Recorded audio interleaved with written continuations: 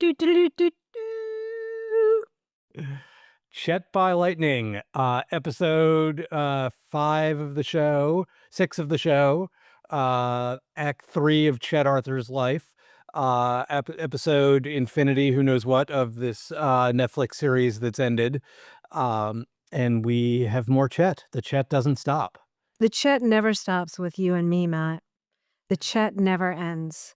And the best parts of Chet's legacy, I would say, happen in his Act 3. And some of it was, as we've already discussed, either previewed or indicated in the show, right? The Yes. transformation that he went through from being Roscoe Conkling's man to being, if not Jim Garfield's man, being his own man as president.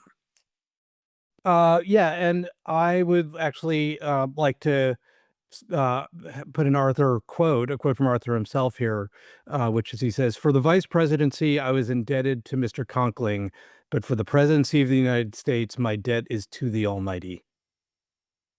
And I So think he's God's man. he's God's man, and recognizes that he needs to trade a lower and smaller loyalty for a higher one. I wanted to kick us off today by reading from one of actually the first of Julia Sand's letters to Chet. And for those of you who don't remember from last time, Julia Sand was a shut-in in New York City, the eighth child of a wealthy family who was a rando. She was nobody in particular, and she started writing these wonderfully presumptuous letters to Chet saying, "Hey, do better now that you're probably about to be president." So I'd like to open with a little passage from one of them, which is, "Making a man president can change him. At a time like this, if anything can, that can. Great emergencies awaken generous traits which have lain dormant for half a life. If there is a spark of true nobility in you, now is the occasion to let it shine. Faith in your better nature forces me to write you, not to beg you to resign. Do what is more difficult and more brave. Reform. It is not the proof of highest goodness never to have done wrong, but it is a proof of it sometime in one's career to pause and ponder, to recognize the evil, to turn resolutely against it, and devote the remainder of our life to that only which is pure and exalted." Now, did Julia Sand write that to him, or did Crete Garfield say that to him while James Garfield was dying? Yeah, I think that, again, Julia Sand is just too weird and ancillary a figure to try to shove into this miniseries. But, the real Julia Sand heads know that is a key part of Chet changing his mind and changing his ways. If I were going to get a Chet tattoo, there are many options, but a passage from that letter might be one of the is it not might be, is one of the options were I to Yeah. get a Chet tattoo. Now I have 0 tattoos, so it's not likely to happen, but I like to think about it. It might also be a 21 with the cameo background of his facial hair. Yeah, of course. Uh, so we kind of come into the death of Garfield, where Arthur was actually not really hanging around the White House, because that was kind of unseemly and power grabbing to his mind. And he did have really a wonderful sense of decorum in real life, as opposed to the super fun, less decorous Chet we got in Death by Lightning. I don't So think that Chet in Death by Lightning has 80 pairs of pants that he values to a great degree, but I think the real Chet did have 80 pairs of pants that he valued to a great degree. Yeah. So he was hanging out with Conkling when the news came down of the shooting. He made his way to Washington. He actually did have a moment, I think, contrary to what I said in a previous episode, he did have a moment with Crete Garfield where they were actually pretty gracious to each other. And then he just kind of was at sea. And he spent some time in Washington. He kind of moved around between Washington and New York, mostly finding new places to sob. and new places to exist in a state of great distress about the possibility of his presidency. And again, he was in agreement with the national sentiment on this.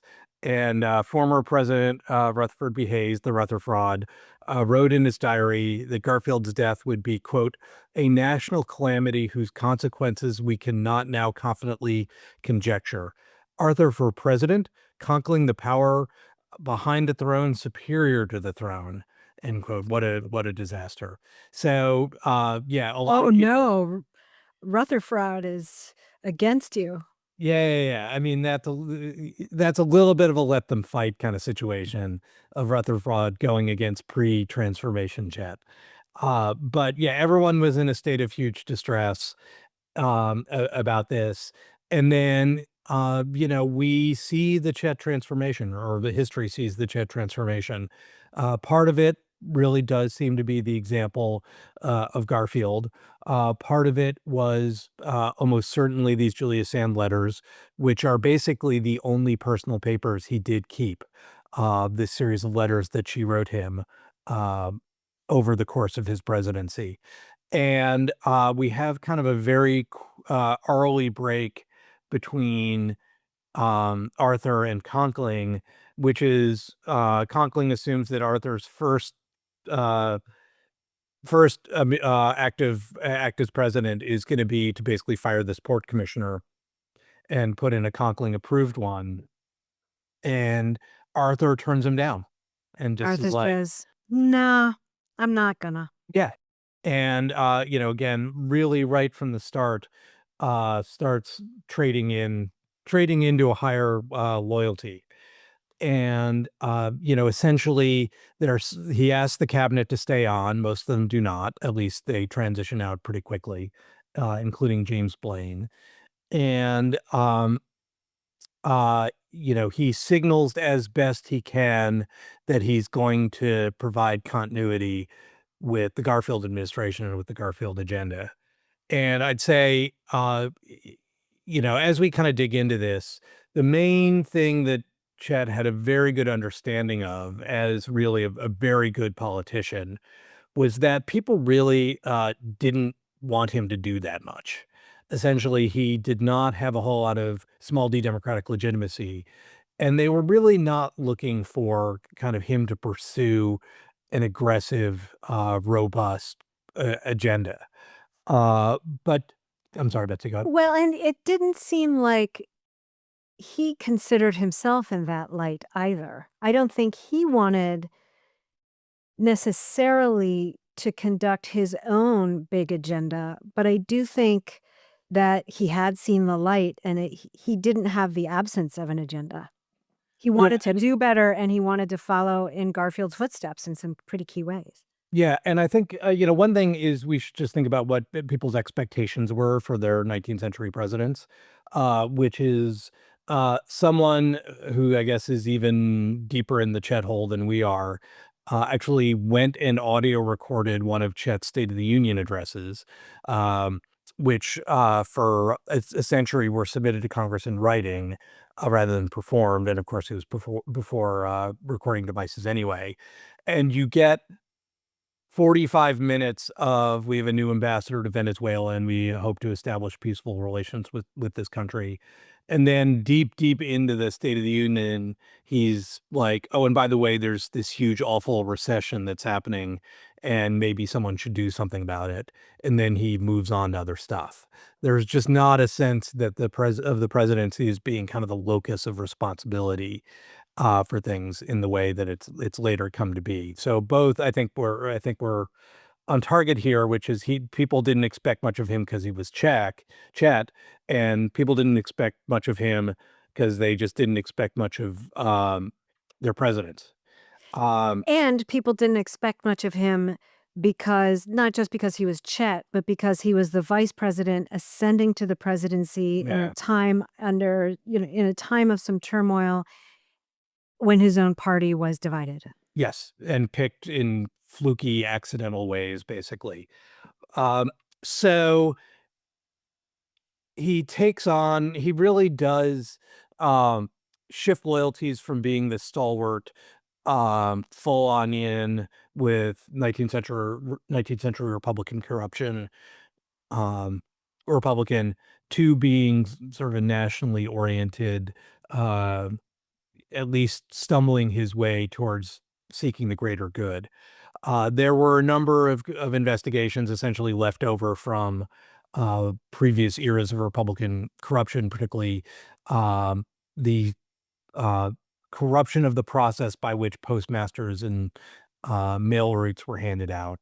There was a lengthy, yeah, which was, uh, really a way to load up on cash, I mean, it essentially. sounds so quaint now. Ooh, the power inherited, Yeah, a postmaster situation. But but that at was the a gig. time, it was very meaningful and Yeah. very impactful. Yeah. Yeah, and that was a cushy gig, and essentially, there wasn't much Chet could do about it as president other than essentially to empower his attorney general to investigate all these Republican figures, and it seems that, basically all these trials came to unsatisfying resolutions. Most people kind of mostly got away with it, but no one blames Chet for this. The attorney general said, "Chet gave me everything I needed," and Chet clearly picked a side on that, which was not protecting his own dudes.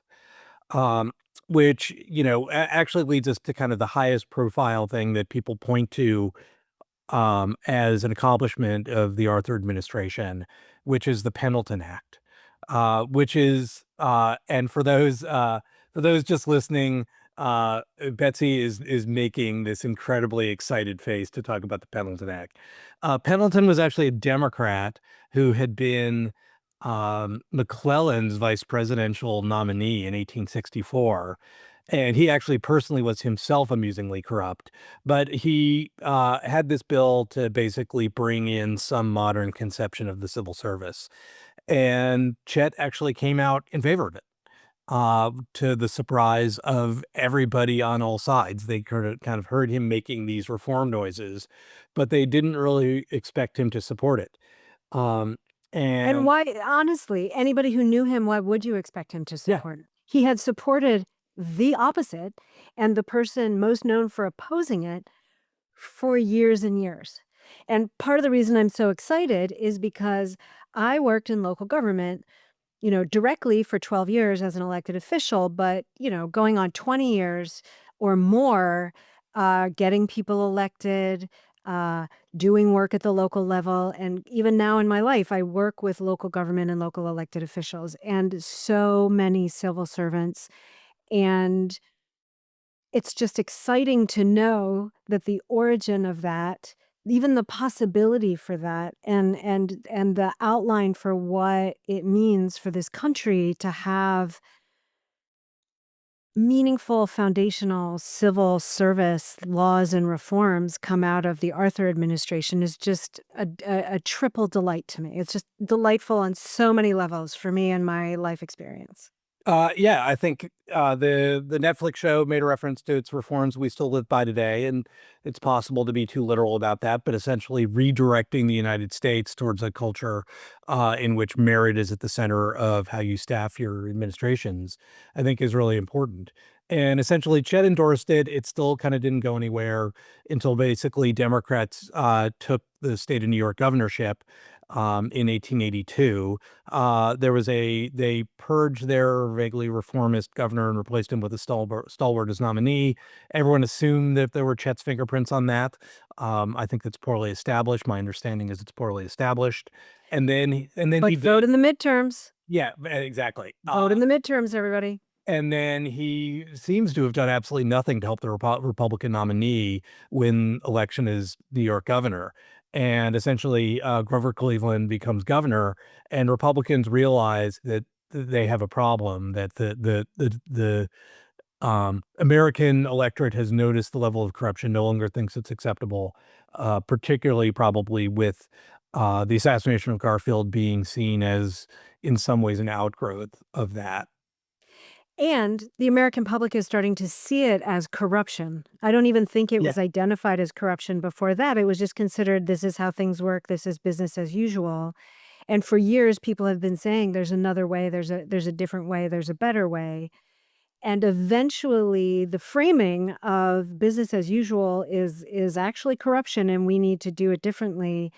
That itself was one of the changes needed to allow for the reforms to happen. That's exactly right.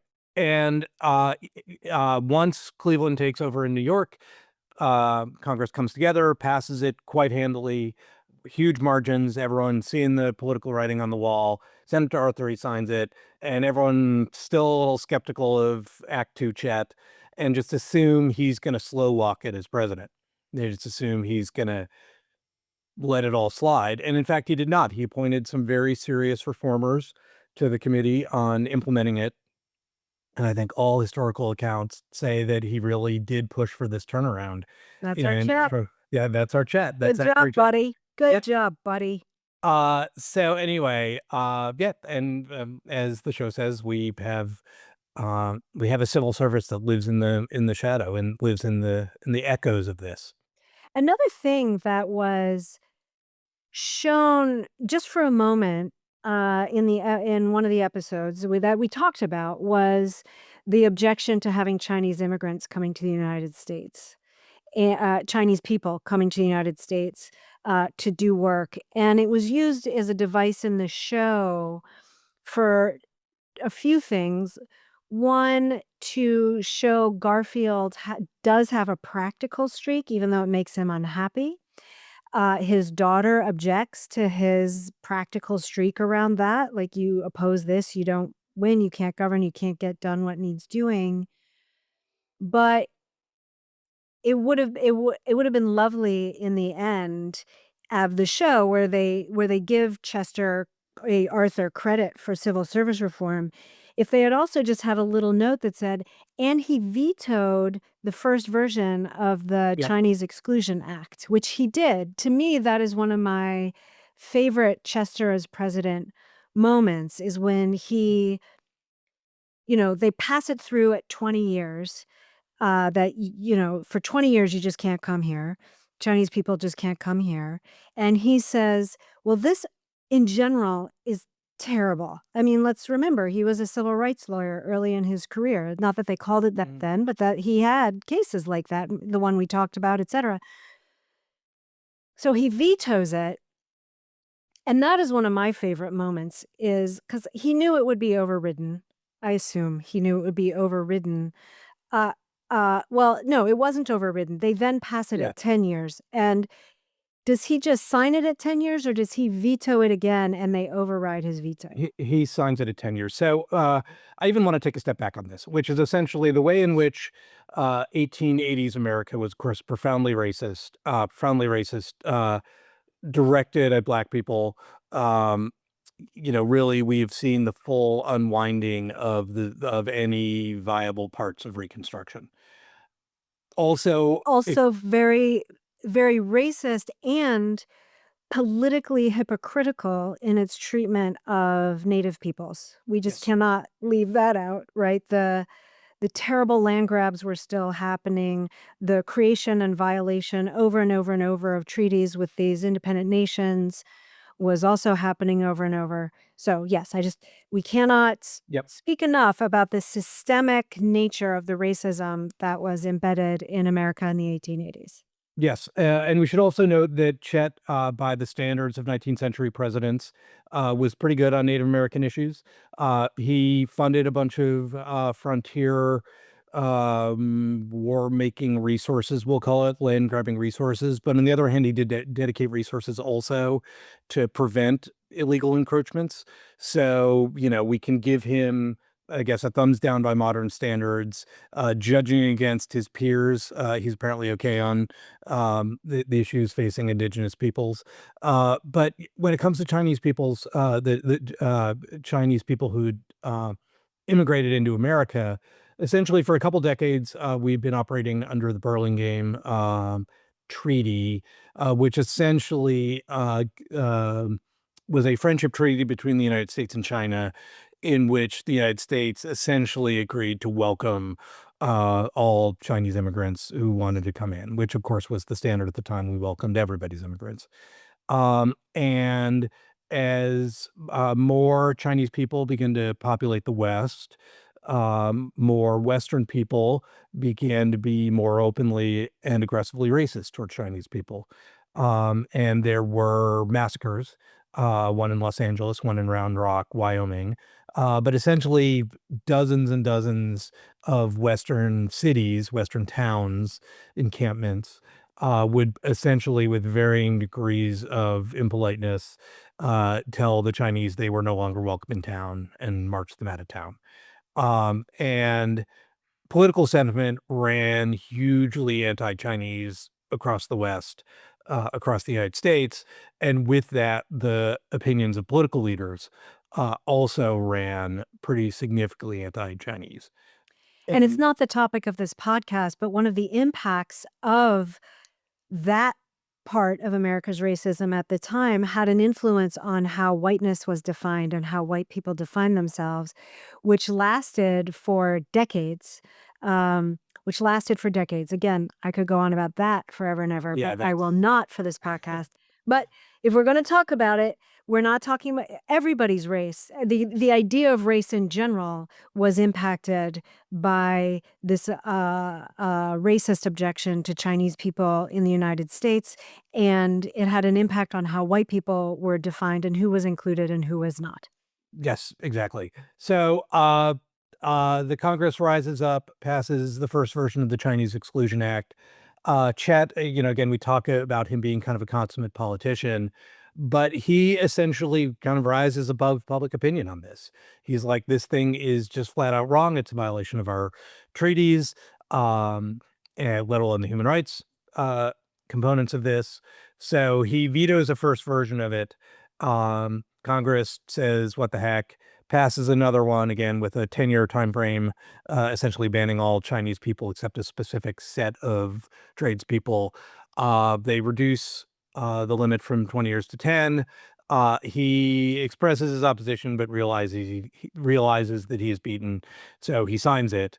And you do get a little bit of slow walking out of the Arthur administration on enforcing it.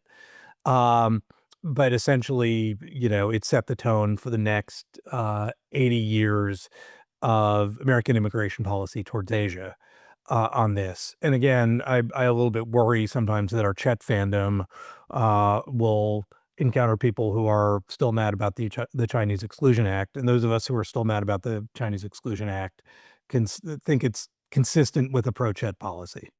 I mean, I don't obviously, Yeah, I don't like it. I don't like it. Uh, the reason I celebrate it as part of Arthur's legacy is because who would have expected him to veto the first one?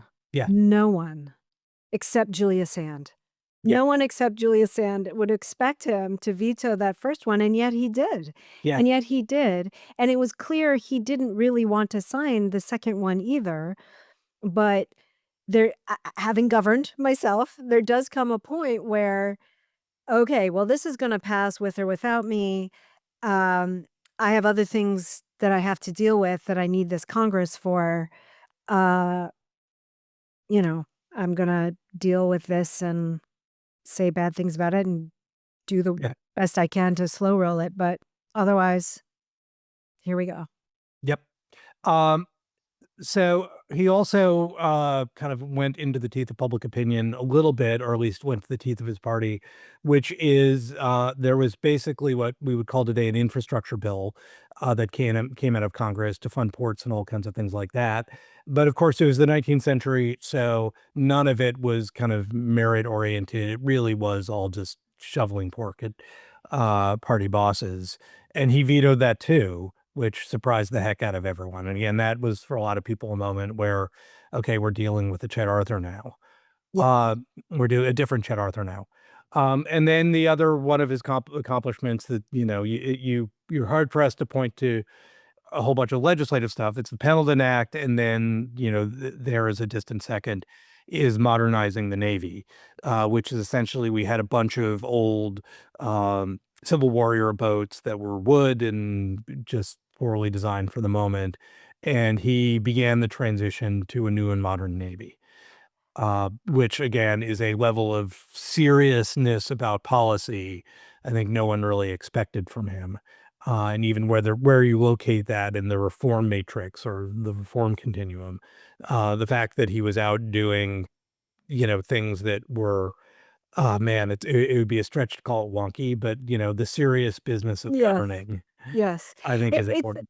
I mean, it's something you would have expected from James Garfield, especially because he had been in the war, not in the Navy, but Yeah. he'd been in the war, and you just expected him to know and understand and care about this sort of, uh, bread and butter, are we doing right by our own country and our own people kind of thing, one of these things, but I don't know where it falls on the reform continuum, but I agree with you that it's on the surprise, Yeah. pop out of the cake, new Chester Arthur continuum, right? He's like, "Hey, here I am. Just kidding about being so corrupt for that, part of my career Yep. before my wife died. Just kidding."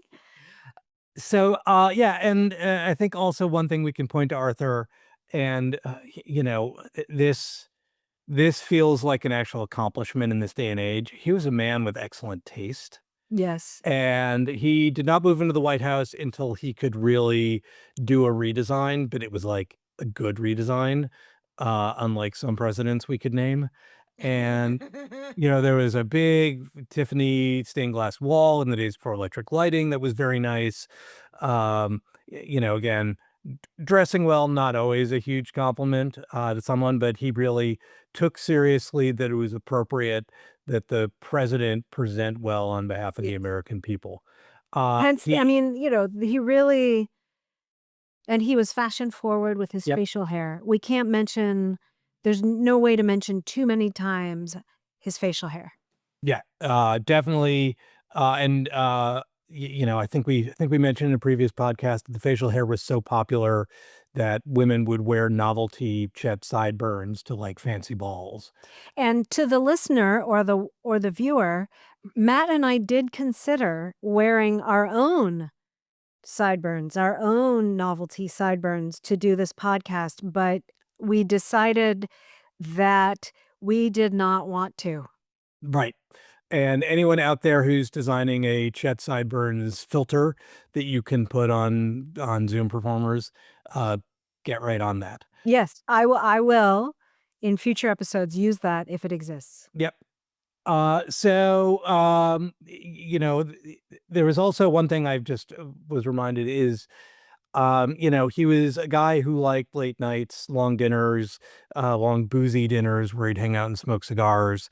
And I think, to the extent that anything is penetrated about him that kind of translates as lazy.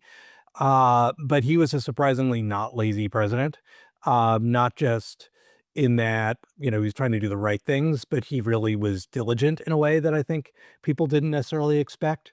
Um, And I will just for the pro Chet, people contingent here, I hear and understand what you're saying, that you wouldn't expect the person who goes to the boozy dinners, smokes the big cigars, has 80 pair of pants, and was a corrupt politician for so many years, that you wouldn't expect him to be diligent. But when you look at his record as an attorney, the things that he got done as the appointed official that he was in New York in a couple different roles, by all accounts, he was a good administrator and he did a good job, and those are the sorts of roles that if you're gonna have anybody say anything nice about you require actually a great deal of diligence, and so I think he had planted the seeds for those, in what seemed to be not fallow ground, right? You can yep. plant the seeds for your diligence, but if you're really running the corrupt empire, then, well, or you're the number 2 guy in the corrupt empire, but he had planted those seeds, and it turns out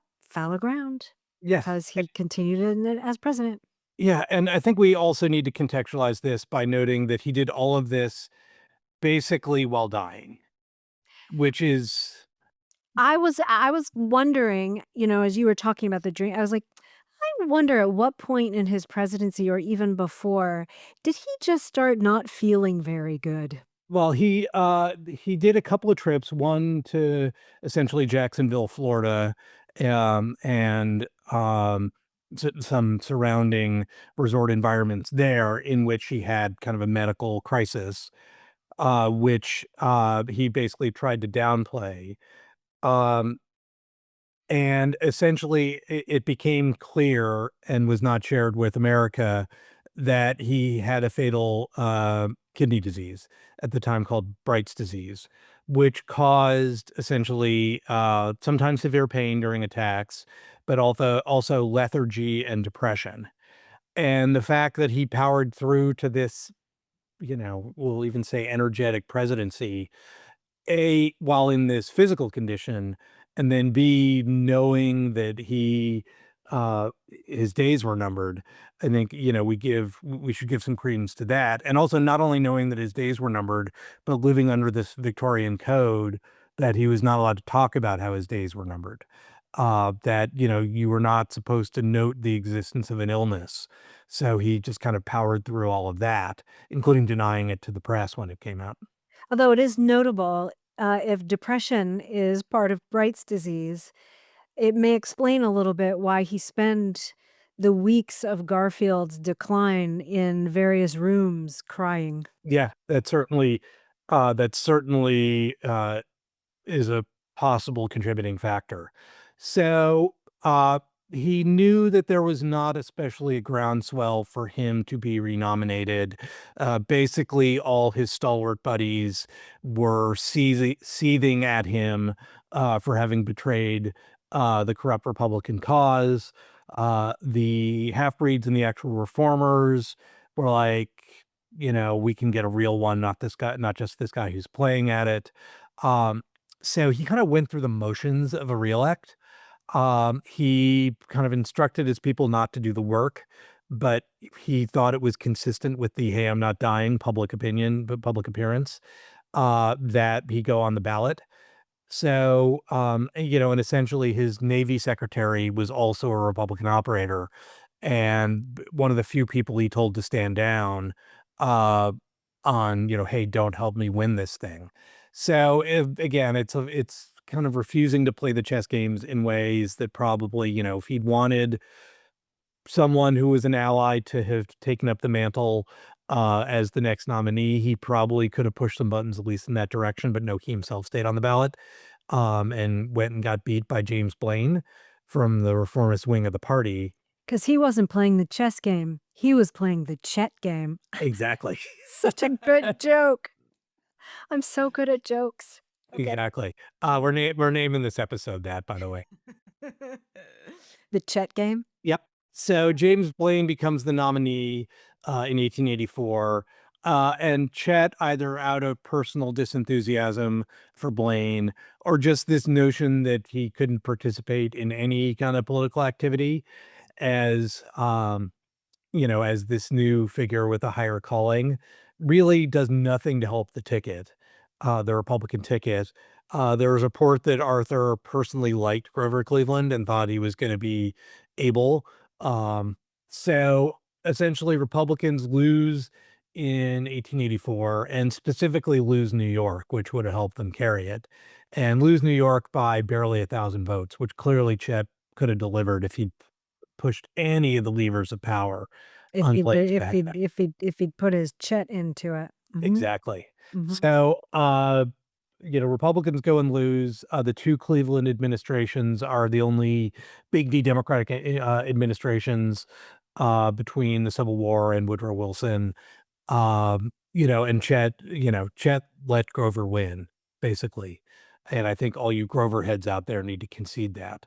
Yes, Uh, and I think conceive that and then write Matt and me thank you notes. That's yes. and we'll deliver them to, uh, our personal Chester Arthur libraries. Yes. I think that's an important thing to do. So, the Grover Cleveland fan club, you're on notice. Yeah. So Chet, basically retires, announces a plan to start practicing law again, does not because he's too sick, manages to make his way to a couple of ceremonial things, does a little bit of fundraising, for Ulysses Grant's very expensive, memorial in New York City, and then, goes and dies. So Yeah. I mean, pretty much. Yeah, he has the, second shortest post-presidency of all the, presidents who had post-presidencies. James K. Polk died even sooner. Sorry, that was a really delicate way of saying of those who were not assassinated. Yeah, pretty much, yeah. I mean, he had a longer run than James Garfield did. Yeah. Um, and famously on his deathbed, he had his son, summon one of his clerks, and he burned all his papers, except for basically the Julius Sand letters. So, the Chet historical record is a little weak. I sometimes do we think let's just go back to Julius Sand here, who is one of the best historical characters of the late 19th century. Do we think that he had a a crush on her? Sort of a thought of her as a letter girlfriend, the way some people think of book boyfriends or whatever. Like, he made her up in his mind, and then he had a little crush on her. And something that would have made him uncomfortable, in part because, as far as we can tell, he was very much in love with his wife, Nell, until he died. Yeah, That he One of the things that he did, or that was done, was in, St. John's Episcopal Church across from the White House, there is the Nell Arthur stained glass window, and did he ask to have it moved to where it was, or was that just at his request that it was placed there? Because he could see it from his office in the White House and would gaze upon it. I mean, this is a yeah, notable fact. He would look at the and from there, you can only see the backside of stained glass, which is not nearly as lovely as the front side of stained glass, and you and I have seen it together, Matt. Uh, he really loved his wife, but somewhere in me, I just really maybe I'll have to write the fan fiction. Well, yeah, I I mean, we've mean, already created so much, but where he has a little crush on her, even though it's yeah. awkward to meet. Yeah, I mean, that's the thing. We probably need to single out the one meeting they did have, which is, she kept writing him these letters, which apparently he did not respond to, except in changing his life at her behest. And she kept writing, "Hey, why don't you visit me since you keep hanging out in New York?" And she mentions a dream that she had in which he had sent her flowers. And then she talks about how disappointing it was to wake up and realize that it's not a thing that happened. So he does come by the house where she is shut in, um, for a visit for about an hour.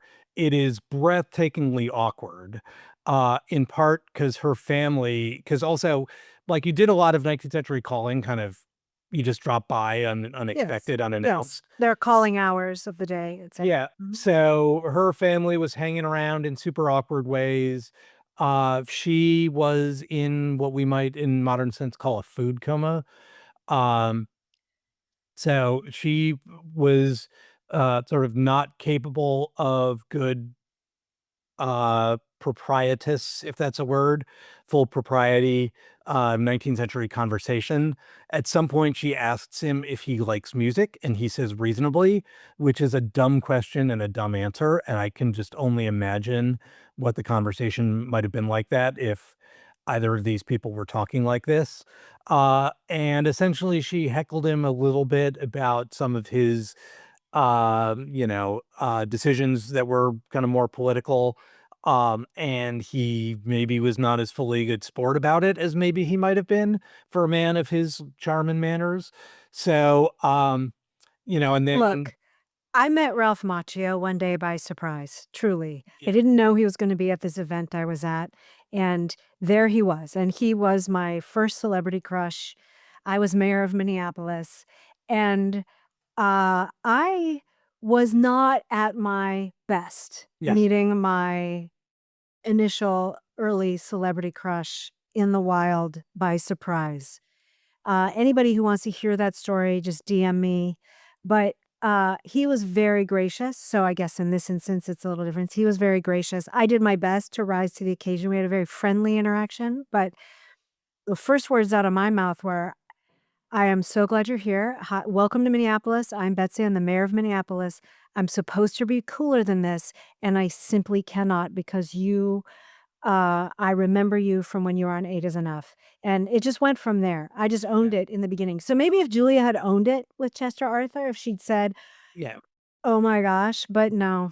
Just this painful, painful, painful hour in her sitting room. Yeah, and she kept inviting him back, and he didn't come back, and at some point, the collection of letters from her to him comes to an end, and it's unclear, whether there was some active rupture, in the communication or whether she just stopped, and she threatened to stop writing, from time to time to him anyway, just because she recognized a little weird that she was a rando writing the president seven-page letters. Um But on his deathbed, they were one of the only things that he saved. Yes, and I think that's a pretty strong arrow pointing to these things being very transformative to him. We do need to talk about, his, progeny. He had 2 children who survived adult. Content warning, it's about to get a little Yeah. blue. Yeah, this is the spicy part of this is other than the free love colony, this is the spicy part of the podcast. So, he had 2 children that survived to adulthood. His daughter married a Pinkerton, by which I do not mean, a frontline Pinkerton, security guard, I mean someone in the Pinkerton family. So, um, the Jet legacy not very strong on ACAB tendencies, on that side of the family. He had a son, who is, Chet 2, who went by Alan or Alan, who basically never had a job, and was just kind of a dilettante. As a young man, when Arthur was president, he was at, what was not yet called Princeton. He was a drinker and a, practitioner of all manner of tomfoolery. They got annoyed when he was, skinny dipping in a fountain outside the White House. And he just basically lived the life of someone with some family money and some family fame, moved around, had a ranch in Colorado, but basically never made anything of note of himself other than in society. Chet, 2, begat Chet 3, who was known as Gavin, and Gavin tells us a tale. Gavin is a tale. Gavin was a bohemian, who did some acting, but basically started a colony of his own, actually a commune of his own. He was bisexual. He hooked up with a man who had once hooked up. He hooked up as a young man. He hooked up with an older man who had once hooked up, with Walt Whitman. So that guy showed Gavin all his moves. Uh, Not only showed his own moves, but showed Walt Whitman's moves. yeah, showed Walt There's Whitman's an moves. extensive sort of bright line between Walt Whitman, this guy, and Gavin, where we Yeah. learn all kinds of things about Walt Whitman that we didn't know before, even though Walt Whitman was not making a secret of who Walt Whitman was. Exactly. So yeah, Gavin, starts a commune or is party to the beginning of a commune in the Bay Area. He wrote a book about, how your horoscope, your zodiac sign conforms to your sexual type. He was, Did he call it the Oneida Commune just to be perverse? he did not, though Rats. that would have been a good move on his part. So, and then he also was in possession of whatever existed of the Chet papers. Um, which were just in a safe deposit box. He kind of had no idea what he had until he got to the end of his life and was like, "Hey, I should probably do something with these." So the Chet library, the Chet collection at the Library of Congress had been basically a drawer. Um, because just again, Chet did not made it a very strong effort not to leave the historical record, but um, he um, sets up a check collection at the Library of Congress in exchange for money.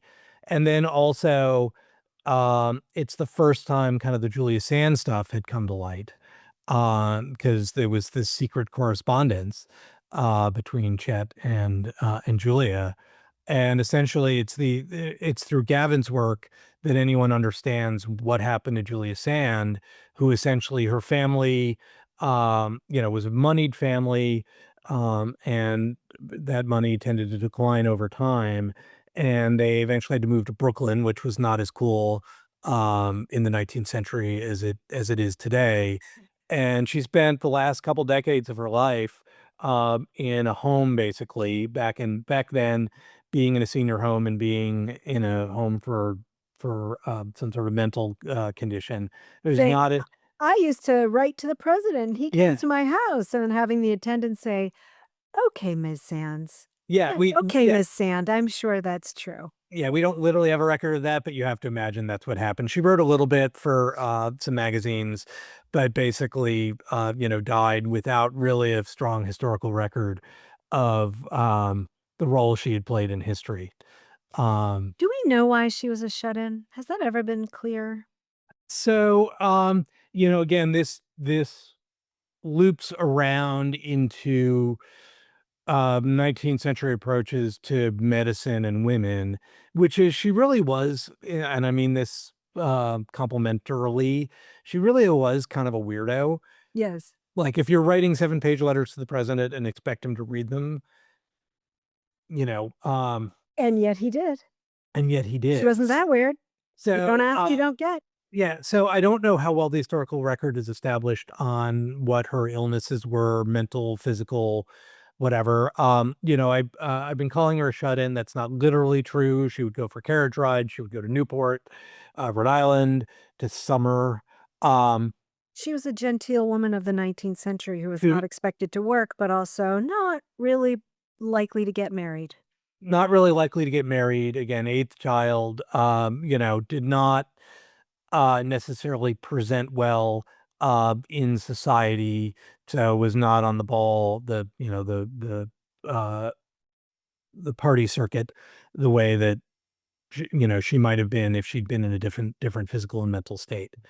But I think it's appropriate when the New York Times fired up their, "Hey, there are a whole bunch of obituaries we should have written that we didn't because they were about women." She was the first one. So that's normally what I point people to when I corner them at parties and start talking about Julia Sand. Fun fact, my great-great aunt, Henrietta Swan Leavitt, was one of those obituaries a couple years ago as well. Yeah, you should look up that you should look up that also. So anyway, that kind of brings our Chet story to a close other than his new historical, importance or awareness of, him, taking on the Garfield mantle and doing good work with it. I mean, there are some things that happened later, like there was a fictional middle school named after him in Die Hard with a Vengeance, which we talked about on the first episode about how you and I got here, and then that sparked my interest in Chester A. Arthur for the last 28 years. Yeah, Uh, he was a recurring character on Futurama, or at least his head in a jar was. his head in a jar. I mean, there's just so many things. Uh, there is a legacy of his in on the East Coast, mainly. I know that, I spent some time on the Jersey Shore near Monmouth and Long Branch, New Jersey, and you can see, dedication to Garfield who, you know, they he died there. He tried to get well there, and he died there. There's a park in New York City that has a Chester A. Arthur statue that you have seen, Matt, Mhm. that you have been to. It's on my list. I would like to go there.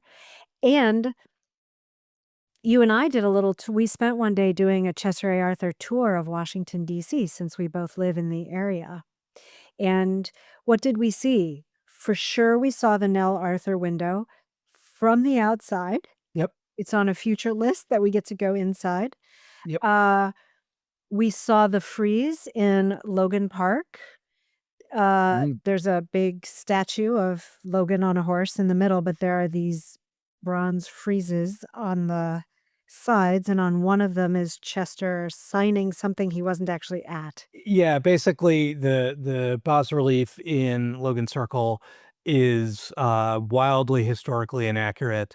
But basically Logan's widow remembered fondly a bunch of his 19th century contemporaries and wanted them all hanging out in the Senate in this bas relief, even if the chronology doesn't really work out that way.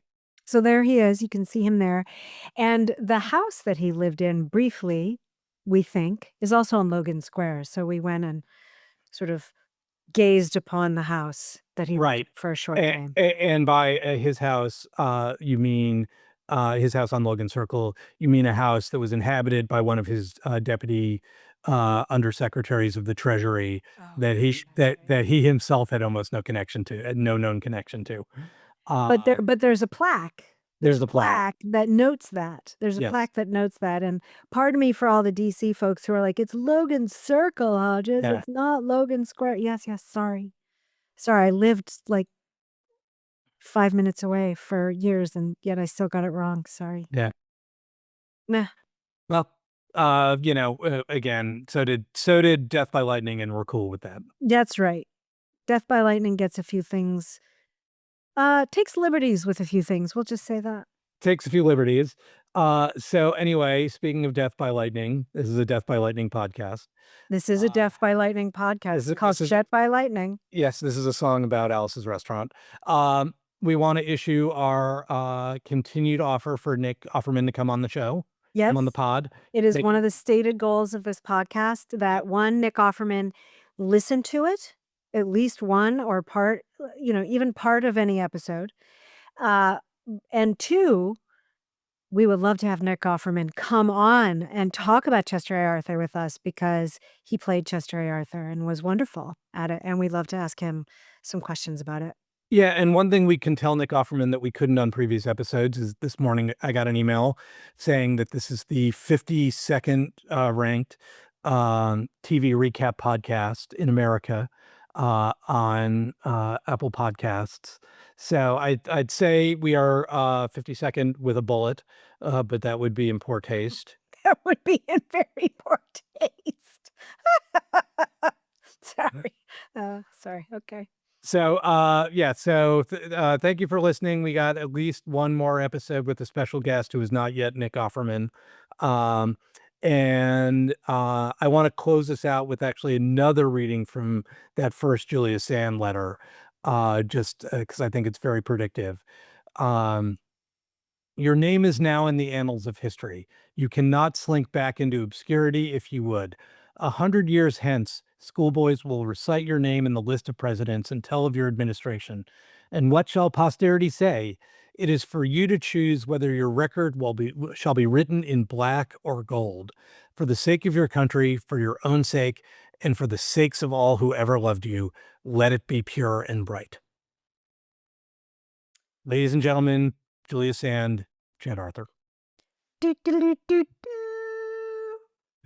See you next time. Bye.